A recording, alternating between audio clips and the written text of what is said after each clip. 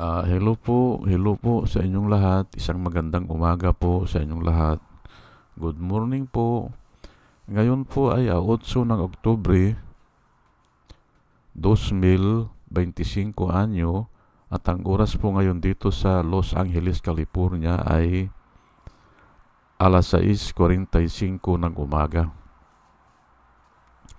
Araw po ngayon ng Miyerkules. At nais ko po mag-vlog mga kababayan, mga minamahal, patungkol po ngayon dito sa si Boying Rimulya ay na-appoint na po ng bilang isang ombudsman. Ngayon ay gusto kong ikumpara si Samuel Martires kay Boying Rimulya. Opo. Ang title ko po ngayon ay pagkakaiba ni Samuel Martires kay Boying Rimulya sa pagka-ombudsman. Yan po ang tatalakayan ko ngayon. At pero bago po natin talakayin yan, ay ano ba itong ombudsman? Ayan po, matagal ko na pong inaral ito o sinerch o sinaliksik. Aywan ko kung maalaala ko pa, kung ano na lang yung maalala ko, yun na lang ang sasabihin ko. Pero matagal ko na po ito na sinerch. Alam nyo po, yung salitang ombudsman, galing po yan sa Europe. Opo.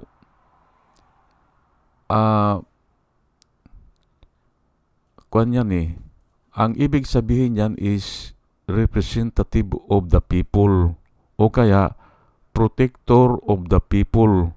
Yan po ang kauna-unahan na meaning yan. At dati yan, doon sa kanila, doon sa Europe, yung Switzerland, yung Sweden at saka Netherlands, sila ang kauna-unahan nagkaroon ng ombudsman. Mahigit na pong 100 taon po yan, yung ombudsman na yan sa kanila. Ay nung bata ako, hindi ko alam yan at walang ganyan nung bata ako, dito sa Pilipinas. Pero bandang huli na yan, nagkaroon tayo ng ombudsman. Ngayon, ang purpose po ng ombudsman, doon sa pinanggalingan yan, doon sa Sweden nga Sweden, Switzerland, Netherlands, yung pagkakalapit na yan. Ang purpose po niyan ay para usigin o i-prosecute yung mga erring public officials at saka yung mga cohorts. Kahit na civilian ka pwede. Opo. The purpose is to prosecute yung erring public officials na matataas po ang katungkulan. Ang istorya po niyan ay yung ordinary na prosecutor ay hindi kakayanin yung mga senador o yung matataas na katungkulan. Katulad ng mga general ganyan, nahihirapan i-prosecute ng ordinary prosecutor. Kaya nagkaroon niyang ombudsman. At very effective po yan na nangyari sa Europe. Very effective kasi talagang nabawasan yung korupsyon dun sa kanila. Opo. Kaya ang masasabi natin ay pinagtatawanan lang tayo ng ibang bansa. Kasi sa kanila, halos masugpo na nila yan Yang korupsyon na yan. Lalo na dun sa pinanggalingan nitong ombudsman. 100 years na po nila yan, mahigit na pinapractice. Ngayon, ulitin ko dahil hindi nga uobra yung ordinary na prosecutor. Opo. At sila ay binigyan ng power. Binigyan po ng power yan na they can investigate on their own. Ayan po motu proprio. Pwede nilang imbestigahan. Pag nabalitaan nila na mayroong korupsyon dyan, pwede nila imbestigahan. At isa sa matindi nilang power, kaya kanilang suspindihin. Ayan po aywan ko lang kung yung kasi ito si Joel Villanueva po nirekomenda po yan, natanggalin hindi natanggal. Pero nga mayroong kasing yun mayroong bahagyang usapin. Opo. Para sa akin, siguro pwedeng isuspindi ng 6 months para sa akin. At kung ang magsuspindi naman sa kanya ay yung mga kasamahan niya, pwede rin po magsuspindi yung Senado sa kapwa, yung mga senador, pwede nilang isuspindi yan. Yung Ethics Committee. Pero aywan ko kung ilang araw o ilang buwan, hindi ko alam. Pero ito nga ay para kung may nakikinig sa atin, ay isasuggest ko, dapat may mga time limit yan. Opo. Halimbawa, ang ombudsman, kaya kan isuspindi ng 6 months without pay. Dapat without pay.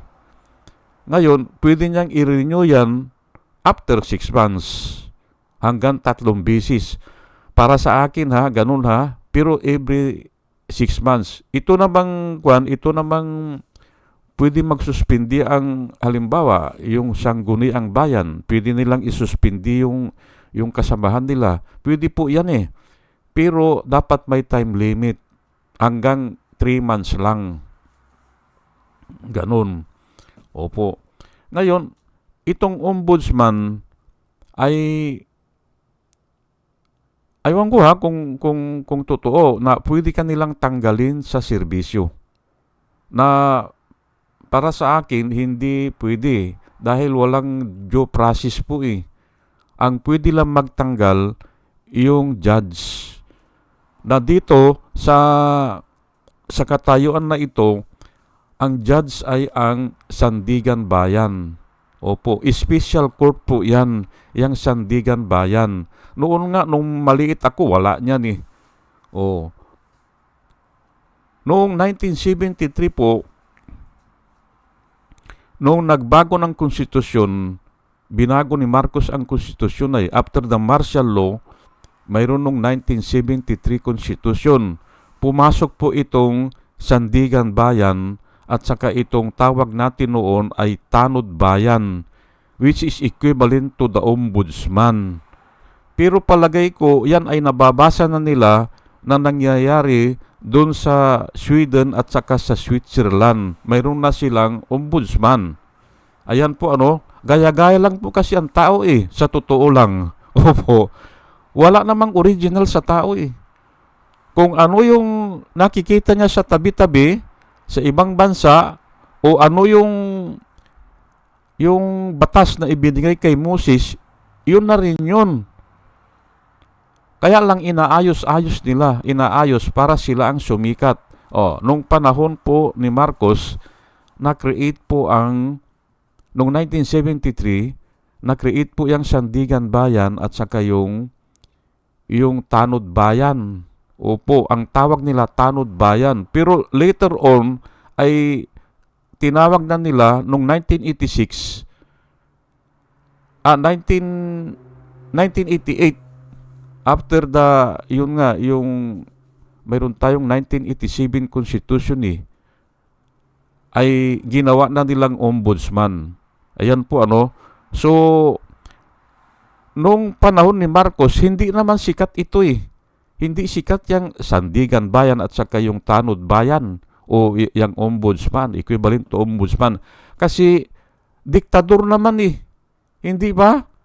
Kaya hindi pinapansin ng mga tao yan. Kasi wala din mangyari Hawak din ni Marcos po yung Sandigan Bayan at saka yung Tanod Bayan. Opo. Alam ko noon may si Raul Gonzales ang Tanod Bayan noon Opo. Raul Gonzales, sikat yan noon. Ewan ko panahon ata ni Kuri. Opo. Naging Tanod Bayan. Kaya nga yung asawa niya na taga Sambales, taga Iba Sambales, naging congressman naman ng 2nd District ng Sambales, si Pasita Gonzales. Ayan po Ngayon ay yun po kwan ang ombudsman po yung Constitutional Commission sila, parang COMELEC at saka yung PRC, yung Professional Regulation Commission. May sarili sila, hindi sila pwedeng pakialaman. O yung Civil Service Commission, ganyan hindi sila pwedeng pakialaman, independent sila. Ayan po yan ang kahalagahan po ng ombudsman. Napakalaki po ng power niyan. Opo. Ayun lang suspindihin ka hindi ba? Ang ordinary na prosecutor hindi kaya yan na magsuspindi. Nirirekomenda lang niya doon sa judge, irirekomenda niya. Pero ang ombudsman, right away, kaya kanyang isuspindi. Kung nakita niya na delikado na magpatuloy ka o mabigat talaga ang kaso mo o yung ebidensya mabigat. Ay ito nga ang alam ko si Jojo Marbinay Junior hindi, yung Binay Junior, permanently ata kwan yun hindi pwedeng kumandidato na Hinatulan po ni Conchita Carpio Morales yan. Aywan ko ngayon dahil na-acquit ata sila after so long years, ba? Na-acquit na-acquit sila dun sa yung gumawa sila ng garahe dyan sa sa Makati Ay pero nga kinikwento ko lang po sa inyo saan pa nag-umpisa yan. Napakalaki po ng power ng ombudsman. At ang special court naman na humahawak ay ang Sandigan Bayan. Opo. Sige, at least naintindihan na natin. Ngayon, ito si Martires na naging ombudsman panahon ni 7 years po yan Panahon ni Duterte, siya ang pumalit kay Conchita Carpio Morales. Magaling sana yon si Carpio. Conchita Carpio Morales. Maraming naipabilanggo yun. Pati si Jinggoy at saka si Indrilli at saka si Bong Revilla. Ay ito kay Kwan wala kay Martires Ngayon, naging tauhan lang siya ni Duterte. Ito si Martires, tauhan lang ni Duterte. Nag-declare pa siya, hindi pwede kunin ang salin ng walang pahintulot. Yan po ang pinakamatindi na decision niya.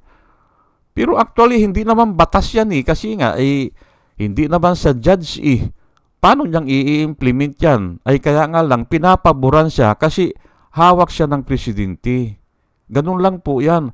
Pero yung opinion lang niya yan Opinion lang ni Martires na yung salin hindi na pwedeng bulat-latin kung walang pahintulot ang may-ari. Adi useless, hindi ba?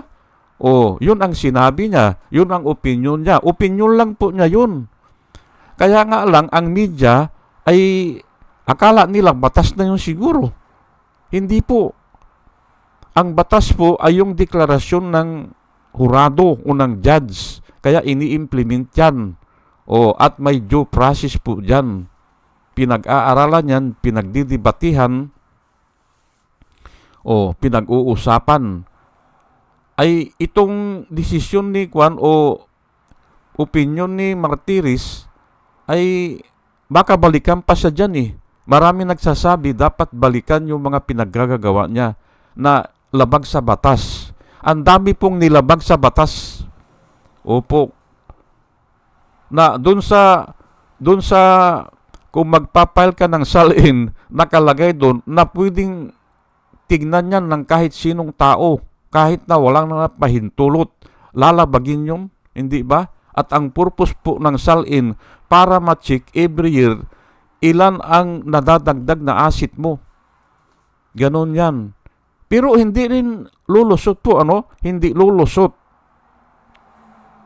Hindi lulusot. Kahit na hindi sila nagbubulatlat ng salin within 6 years o 7 years o 8 years, sabihin na natin within 8 years ay hindi sila nagbubukas, ay di bubuksan, ay di pagkatapos niyan pwede nang buksan, hindi ba? O ikukumpara dun sa long time ago na 8 years. O saan mo kinuha yan? Hindi rin sila lulusot eh. Kasi nagsubmit na sila, halimbawa, nagsubmit sila ng 2015, hindi ba? O 2015, aywan ko kung kailan pumasok ito si Martires, 2017 siguro o 2018. O, ay di yung 2016, 2017, 2018, may record yun.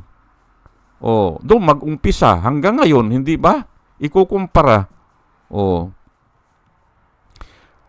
Hindi rin lulusot. At yan ngayon ang kinatatakutan ng mga tao na kurap, yung mga taong gobyerno na kurap, Pero talaga po ay labag sa batas yun. Kasi ang purpose po ng salin ay para makita kung saan nanggagaling talaga ang mga kayamanan mo. Ngayon, kung of course, sasabihin ng iba dyan, ay paano kung ibigay niya sa iba? Di bahala siya. Hindi ba? Kung ibigay niya doon sa dami niya, sige, adi ibigay niya. Hindi ba? Kalahati ng ari-arian niya, ibigay niya sa mga dami niya. Pero mamumblema siya. Kasi nga kung mahina na siya, kung wala na siyang lakas, kung wala na siyang impluensya, baka labanan siya nung dami. Ganun po nangyayari dyan eh. O hindi na ibigay kung patay na siya. Problema niya, hindi ba? Sa bagay, patay na siya. Ano ang alam niya? Hindi ba? Ganun po yan eh. Kahit na sabihin natin na itinatago niya ang kayamanan niya dun sa mga mga crony niya, ay problema niya yan later on, hindi ba? Problema niya, paano niya kukunin yan? Lalo na kung parehas ng patay, yung tatay at tatay patay na, ay yung mga anak, ay tika muna, sabi nung anak, sa tatay ko ito eh. Hindi ba? Parehas yan, hindi ba? Kaya wala rin eh. Wala rin. Ang isa pa sa hindi maganda na ginawa ni Martires, nung sinabi niya, nung malapit na siya mag-retire, sabi niya, nag-declare siya na hindi niya kayang sugpuin ang korupsyon. At walang batas, sabi niya walang batas na makakasugpo dito o walang magagawa ang batas dito, sabi niya. Ay ayun na nga po eh. Pero ako po ay born again. Alam ko po yan. Alam ko po yan. Kaya nga lang, hindi niya alam eh. Hindi niya alam kung anong sinasabi niya eh. Narinig lang niya yan sa mga born again. Narinig niya. Pero hindi niya kayang ipaliwanag. Opo. Ganun lang po yan. Maganda yung sinabi niya na walang batas, parang ganito po walang batas na makakapagpatino sa tao. Wala. At ang batas, deterrent lang yan. Opo. Parang binibigyan ka ng babala o minimize lang. Pero yung sabihin natin na gagawin niyang 100 o perfecto ang tao, hindi po kaya ng batas yan. Yan po ang ibig sabihin yan. Pero yan, tinatalakay yan para magsisi ka. Tinatalakay lang namin yan para sabihin na, wag kang magtiwala dyan. Kasi hindi, yang tao kasi ay kurap yan eh. O kaya naligaw yan. O kaya alipin ng kasalanan. Kung makakita yan ng 1 milyon, ay talagang susunggaban yan, hindi ba? Ngayon, kung wala naman, ay hindi talaga. Sasabihin niya, hindi ako nagnanakaw. Pero kung ibigay mo na dun sa drawer niya, ilagay mo dun sa ilalim ng drawer niya, ay hindi nakikibu yan. Ganun lang po yan. Walang batas na makakapagpatino sa tao. Yan po ang napag-aralan namin sa Biblia. Yan po ang sinasabi ni Martires. Pero ibang topic yan. Para magsisi ka. Para magtiwala ka sa Diyos. Na ang Diyos lang ang makakapagligtas sa iyo. Yun ang sinasabi namin. Pero siya ay may katungkulan siya. At ang katungkulan niya ay sugpuin niya mga kurap. Adi labanan niya ang kurap hanggang kaya niya. Ganun po. Hindi yung susuko na siya. Hindi yung para bang wala na siya o wala na siyang pangsyon. Deterrent din po yan. Lalo na kung nakikita nila na may nabibilanggo. Deterrent po yan. Kahit paano ay magdadalawang isip. Pero nga, hindi mababago ang yung inherent na sa tao na ang tao ay sakim. Ang tao ay gusto lahat mapunta sa kanya ng kayamanan. Hindi ba kayo nagtataka? Bilyon na pala ang kinukurap ngayon. Bilyon. Ay noon sila Jinggoy 100 million lang nabilanggo na dahil plunder. Ay yung pa nga ang isang nakalimutan ko, yung ibibilanggo ibibilanggo ng ombudsman ang isang taong gobyerno dahil nga ipipilit niya na plunder yan ipipilit niya kaya walang bail.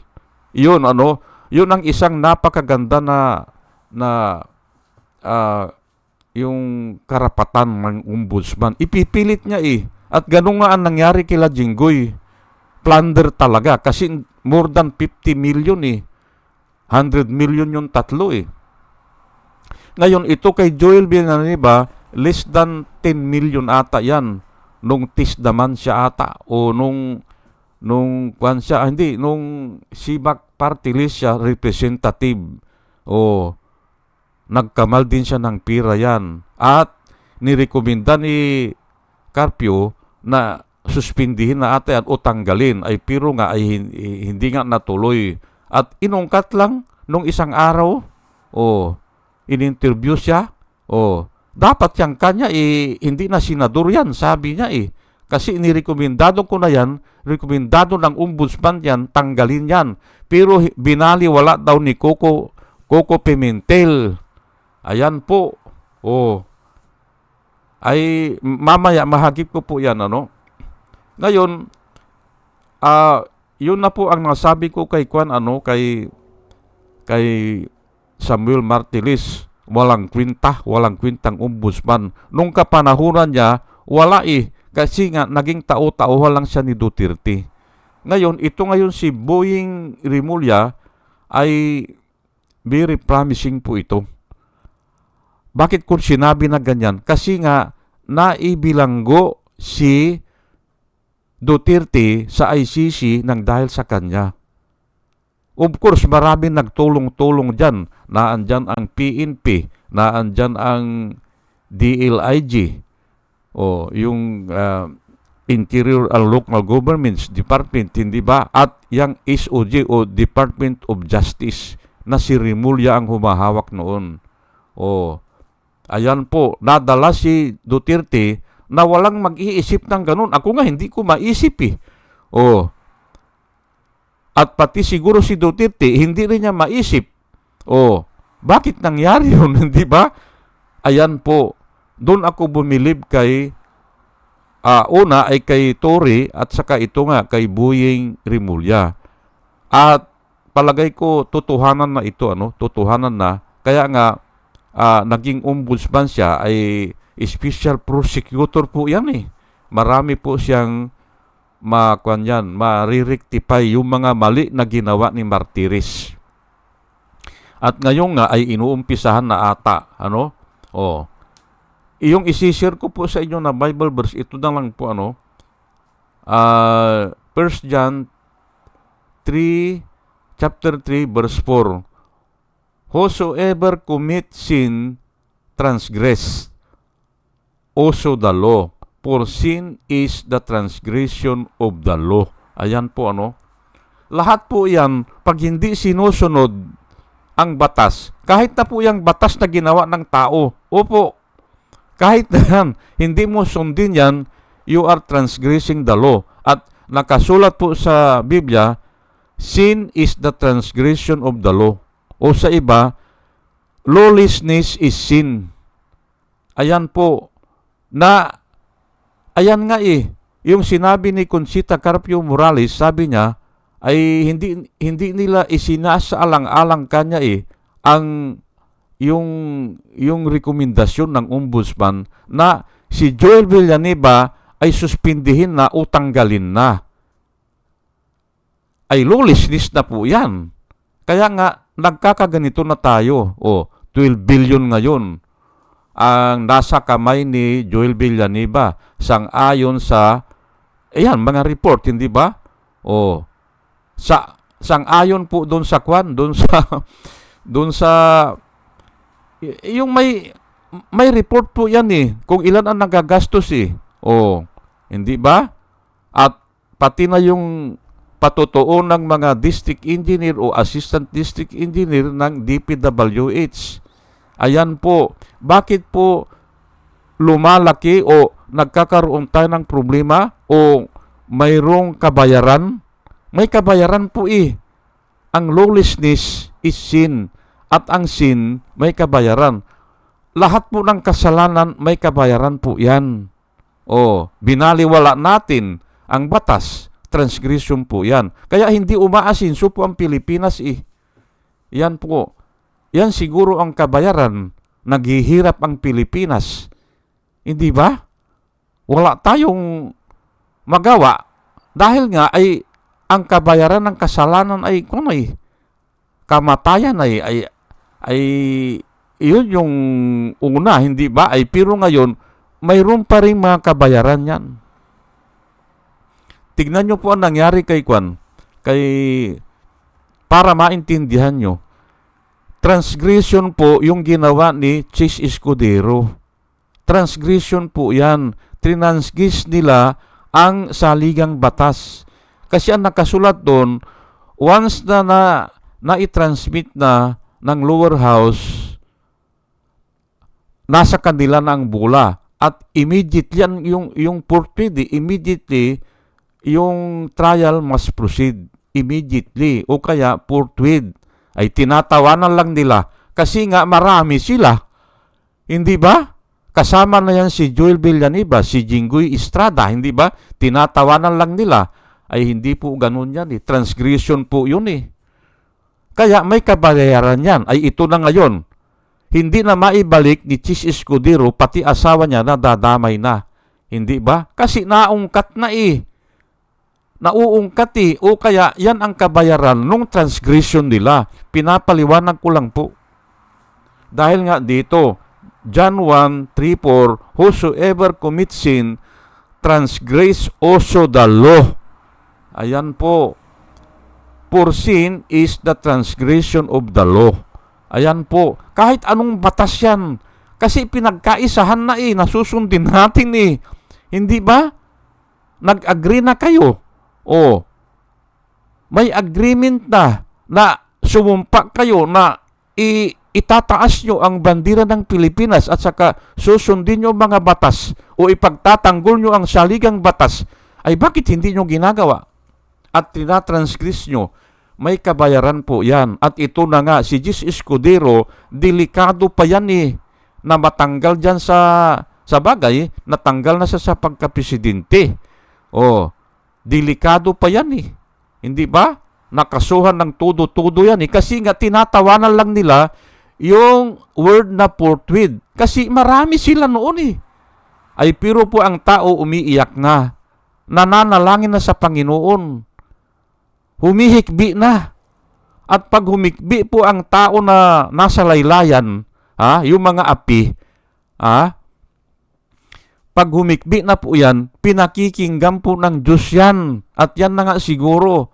Kaya ganyan na ngayon, namimilipit na ito si Juan, si Chis Escudero, si Jenggoy Estrada, at saka si Joel Villanueva. At yung iba pa dyan. Si Bato de la Rosa, hindi ba? Susunod ng huhulihin ata ito, ng ICC. Ayan po hindi ba? Kasi nga noon, tumatawa lang sila. Nilalabag na nila ang salitang forthwith. Pinapaliwanag ko lang po pero ngayon ay palagay ko ay niloob na ng Diyos ito na si Remulla na maging ombudsman, hindi ba? Kasi kakasuhan sila nito eh. Sa palagay ko lang hanggang siguro bilangguan yan eh, hindi ba? Ay wala tayong magagawa yan. Kasalanan nila eh. Nag-transgress sila eh. Na napakaliit lang na salita. Forthwith. Ayan po, pinapaliwanag ko lang po ito sa inyo para maintindihan nyo. Wala po akong nilalakad na kandidato dito o politika o wala. Sinasabi ko lang po lalo na ano ba ang sinasabi ng Diyos patungkol dyan. Sige po at hanggang dito na lang po at salamat po sa inyong pakikinig. Salamat po ng marami. Salamat po.